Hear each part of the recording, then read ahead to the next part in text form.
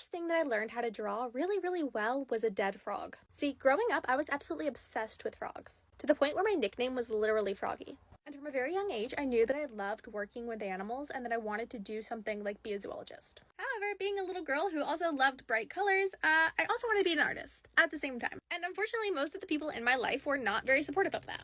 And their reasoning was that I should be focusing more on science. That science was more important than art, science would make me more money than art, science was more worthy of my time than art was. Enter my great-grandma Mac. She was an amazing artist who was incredibly knowledgeable and passionate about birds. And she told me that in the olden days, most zoologists knew how to draw, and they drew really well. And this was because in a time before cameras, they had to be able to get accurate images of the animal that they saw.